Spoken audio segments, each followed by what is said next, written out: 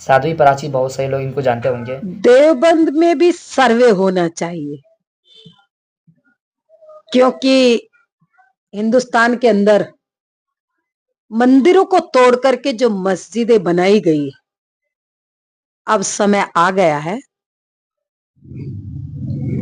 अयोध्या हुई हमारी है, काशी मथुरा की बारी है। देवबंद में भी, क्योंकि देव वृंद यहाँ पर भी मुझे पता चला है, यहाँ जो देवबंद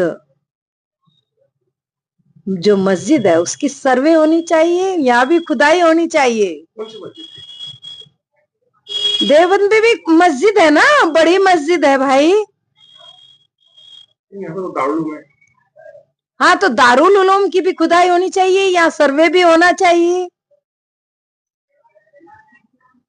यहाँ क्या प्रॉब्लम है? दारुल उलूम की भी अगर खुदाई कराई जाए तो वो भी मंदिर निकलेगा। सर्वे चल ही रहे हैं, एक साथ सर्वे हो जाए, दारुल उलूम का भी सर्वे कराया जाए। इनका कहना है कि देवबंद में जो मस्जिद रशीदिया है उनका भी सर्वे होना चाहिए। हैरत की बात है, ये लोग कहाँ कहाँ पिटिशन दाखिल करेंगे नहीं मालूम। ये जितने भी पिटिशनर हैं ना, ये तमाम के तमाम उस आइडियोलॉजी को फॉलो करने वाले हैं जिसका नज़रिया बिल्कुल वाज़ेह है, साफ़ है। पहले तो कह रहे थे सिर्फ बाबरी मस्जिद दे दो, उसके बाद अब कह रहे हैं काशी मथुरा, उसके बाद फिर ये संभल चले गए, अजमेर शरीफ की दरगाह ख्वाजा मोइनुद्दीन चिश्ती चले गए। इनका ज़हनियत बिल्कुल वाज़ेह है। इनका ज़हनियत ये है कि इनके लिस्ट में जो जितनी भी मसाजिद है 4000 के करीब, इनको सब दे दो, उसके बाद ये घर में बैठ जाएंगे।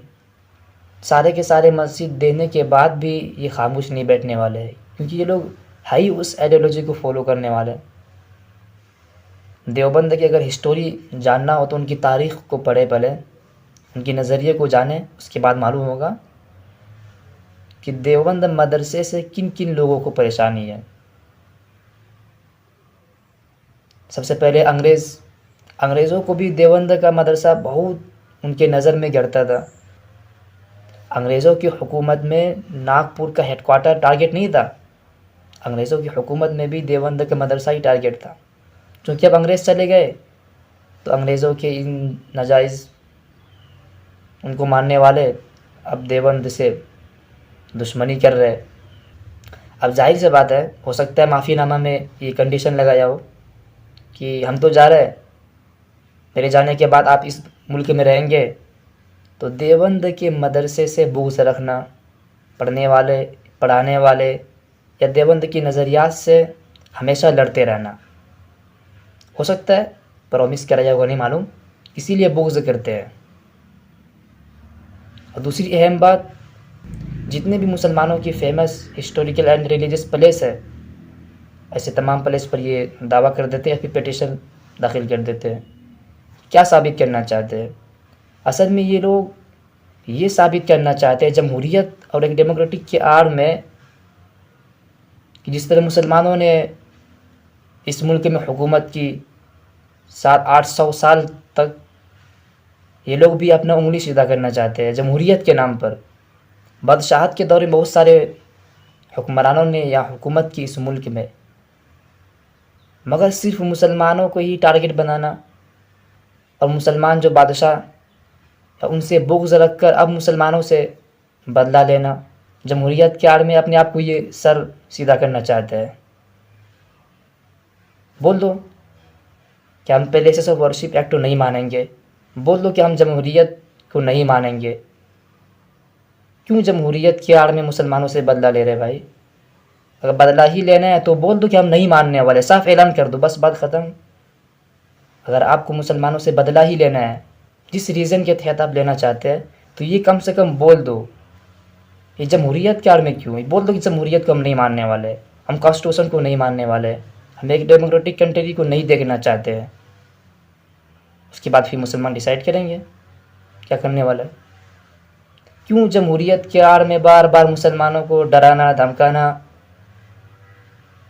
اور سلیکٹڈ کمیونٹی کے خلاف صرف ایکشن لینا؟ یہ کیا ثابت کرنا چاہتی ہے گورنمنٹ؟ بھائی اگر بدلہ ہی لینا ہے تو بول دو کم سے کم، کیوں جمہوریت کے نام پر بول دو کہ ہم پارلیمنٹ میں کانسٹیٹیوشن پر ووٹ نہیں لیتے ہیں.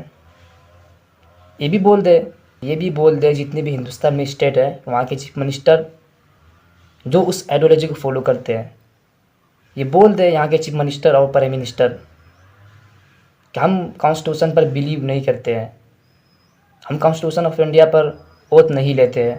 یہ بول دیں. سب کچھ ہوتا ہے مگر اس کے آڑ میں مسلمانوں کو ڈرانا دھمکانا. کیوں اس طرح کر رہے ہو؟ اگر دشمنی ہی نکالنا ہے تو بول دو کھل کے.